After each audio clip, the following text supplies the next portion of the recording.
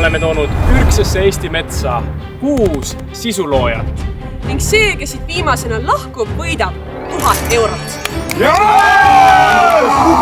Väljakutse algab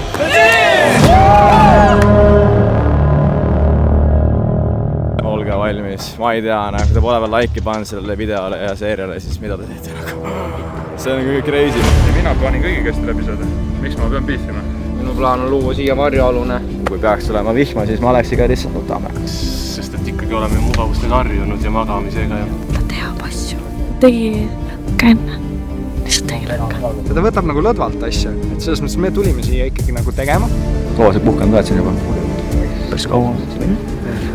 Mõelge, et te olete külmal talvel, te olete külmumas.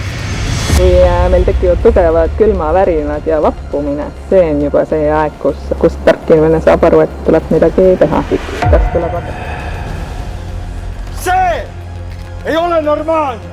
Psühhopaadid koos. Me nõuame Oliver Hollo tähelepanu. Inimesed metsas hakkavad metsist tuua. Ma tõesti arvan, et ma jäängi ringiga minema. Ei jää.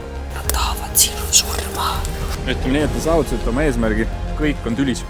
Keegi mingi trobistab seda kuradi telki siin, ma ei tea. Kas mingi tumpu, käis kuskil kauguses ka veel ja ma ei taha. Mida ma enam teen? Ma poleks mitte kunagi arvanud, et midagi sellist juhtub. Teil ausalt rahvas. Asi on praegust keeruline. Siin hakkab Chris Boys ja Alexi downfall. Vaadake, see ei ole normaalne, et meil mingi kalad panid siia. Sina mitte sõtsid ära. Ei, mul on kohti.